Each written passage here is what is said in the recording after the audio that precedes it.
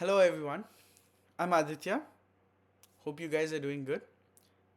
This is actually my second video, and you must be wondering why is the second video the welcome video? What is the first video? Was it like some random video? And you'd probably be right. It was basically me and my friends participating in a hackathon almost 7 years ago. Like surprising, but like it was fun. It was a hackathon, and what we did was we basically had a leap motion, and we essentially did a project where we could use our hand as a remote control for a toy helicopter, and surprisingly it worked. So if you like tech, if you like toy helicopters maybe, or if you just want to have a laugh, just go. It's a 30-second video. It's pretty cool actually. So just go and have a look at that video. So it was pretty good. But now that I have that out of the way, I wanted to say what this channel is going to mainly be about. I will like to post videos of many kinds. I have a lot of interests, but this channel is primarily going to focus on trading and investing.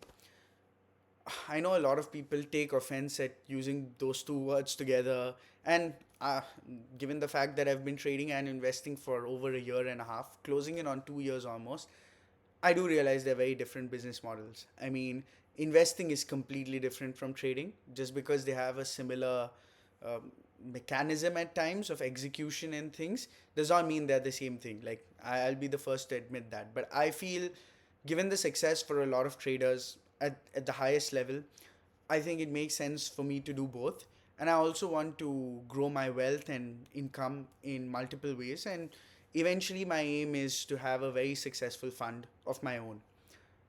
So, now once we dive into my style of trading, it's more on the macro side.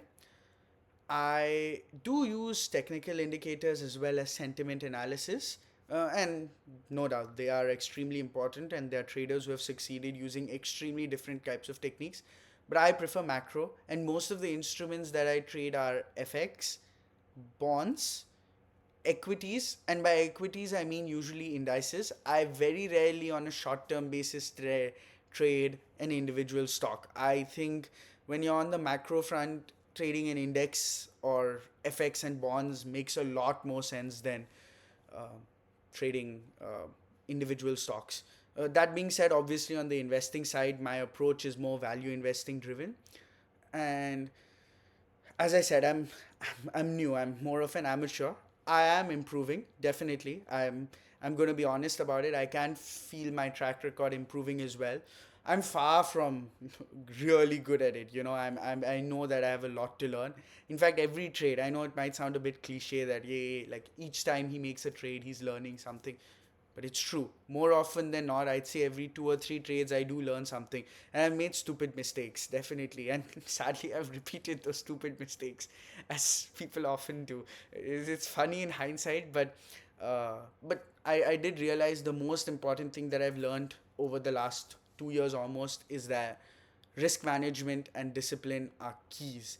And honestly, following the markets every day, like following your Bloomberg news, Wall Street Journal, Twitter. Twitter is another big one, honestly. Like, whoever's not on Twitter, maybe just get on Twitter, uh, because I know, like, I'm not saying take everything for on face value for Twitter, but Twitter does have its pros. Like, a lot of, like, for instance, now, like, President Trump's won the election. A lot of his cabinet appointments, I just keep viewing Twitter from now and then. A lot of times I figure out who he is nominated for a particular cabinet post before a lot of the newspapers actually report that. And I think that's an edge for sure.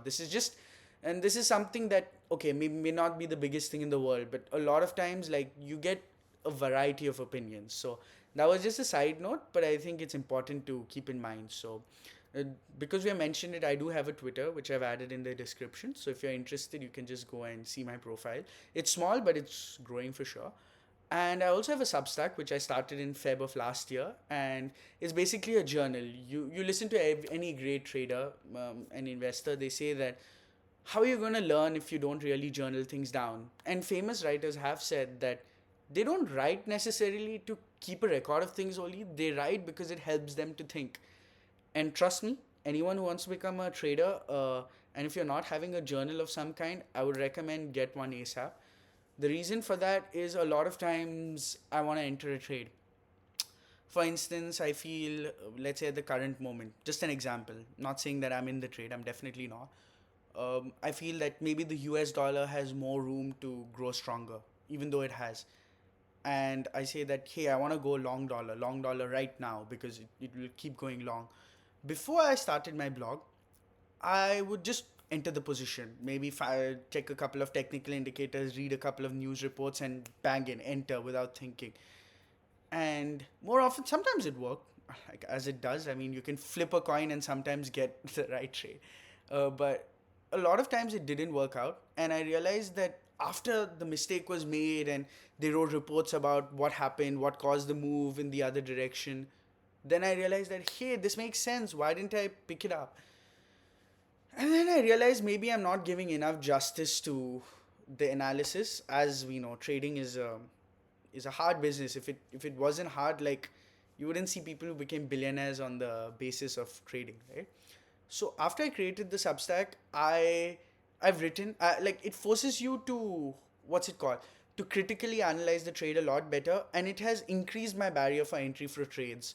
So that's the biggest benefit I feel. Like, I've stopped entering trades that I would just enter for the sake of it, and I've also conducted at times, in addition to the quantitative analysis as well. So then you have a lot more confluences before entering a trade. Similarly, sometimes you don't have an idea in your mind, but when you're researching to refute another idea, you get another idea, and that idea may work. That being said, sometimes it's hard to fight against your biases and you enter a trade that you shouldn't anyways, but that's a lesson, and it's better to have more barriers in place, right? And it has also helped me build up my risk management, and it's helped me add some confluences, and trust me, it's been beneficial to my portfolio and, more importantly, in my knowledge.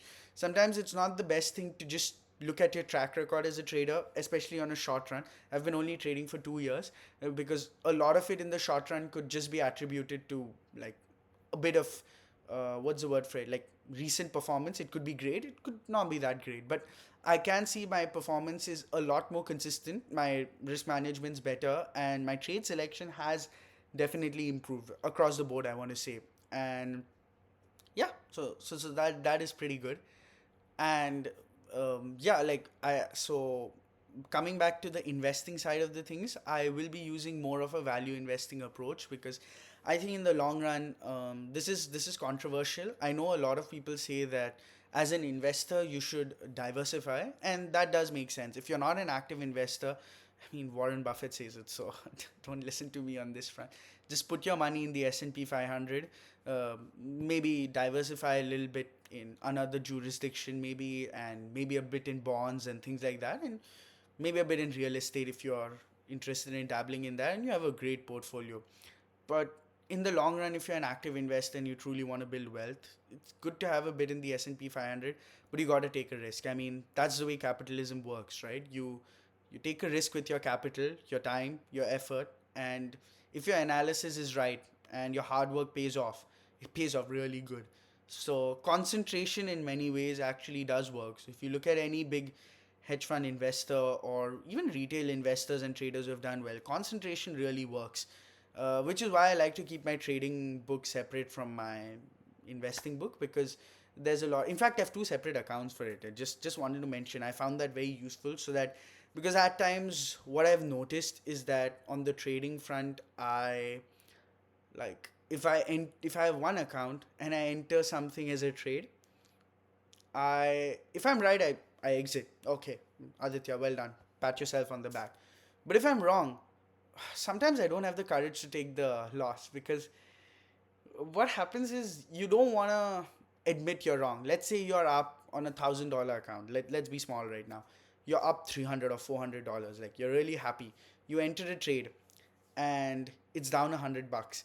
You don't want to come down to 300 in your year. You've worked very hard to reach up to 400, which is amazing in the year. You're down $100.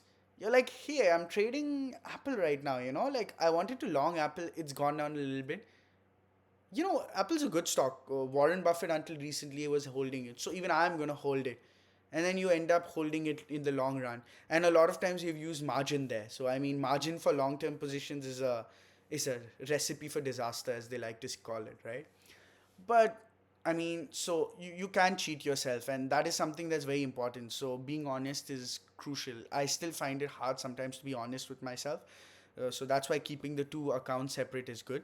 So, but coming back to the point of concentration, I think on the value investing front is something that will really help me grow my wealth at an exponential pace. Yes, there's a risk that you may lose out to the S&P 500 rally, but I mean that's a risk you gotta take if you want to become a professional investor. Same thing with trading. A bit of your money is locked in trading.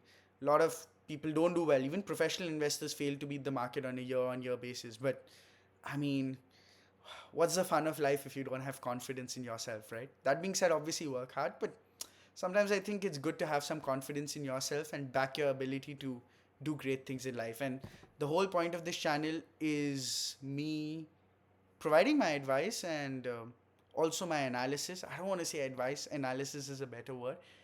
And also, like, hopefully this channel becomes great one day, and everyone who subscribed can look back to this video and be like, hey, like, this is where Aditya started, and today he's such a great investor. So obviously a bit of hyperbolic terms being used, but the whole point of this journey is to make sure those terms don't remain hyperbolic, they become reality. So yeah, that is the aim.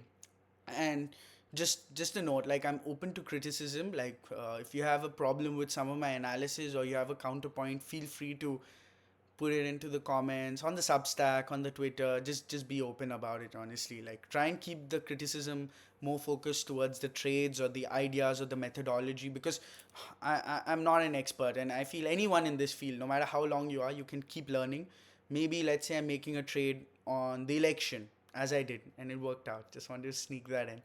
But maybe someone knows a lot more about American politics than me. Someone probably will. So many people will. So maybe they can be like, hey, Aditya, this is not going to work this way. Maybe someone's really good on inflation. Maybe someone is really good at understanding bond yields on the long end. Maybe someone is really good in capturing the essence of a narrative. Maybe you're a crypto trader who understands the booms and the bust of like euphoria really well. Anyone on the trading space is welcome. And even if you're not the biggest trader, same thing on the investing front, but even if you're not a big trader, you definitely have knowledge about some industry, some sector, which can be useful either in trading or anywhere else. So be open with your criticism, and also at the same time, I'm not going to say no. If you really like an idea and you want to put some appreciation in, yeah, feel free. Like, I'm not going to stop you from doing that. But yeah, that's about it. I know some people may be thinking that, hey, he has no subscribers. Actually, I have 4 subscribers right now. It's fun to mention that right now, because I would be like, hey, like, my second welcome video actually only had 4 subscribers, but today I have so many more, and my portfolio is also so much larger. But it's a good place to start. But yeah, like, I mean, it's just good to get it out there. So I think this video is almost 14 minutes long. Yeah, I have a tendency to ramble, but I think this is fine. I think, like, it's good to put a strong welcome video out. And yeah, so trading, investing, macro, if you like that, value investing, get in here, watch the videos. If you like it, send it to your friends. If you don't like it and you want to laugh, send it to your friends as well, family as well. It's fine. And yeah, look at the link in the description for my Substack or my Twitter. If you like a written content, if you think that I ramble too much or talk too much or too dramatic, as a lot of people say that I am, you can get a written version, which is a lot more succinct, and yeah, get to the point if you really like to. But if you're a more person more like me, who just likes having fun, just likes talking a lot, listening to people talk, or likes a video format, then YouTube's for you. So yeah, I mean, that's about it. And I will be trying to post at least 3 to 4 videos a week, I want to say. And yeah, cheers to the journey ahead. Bye, guys.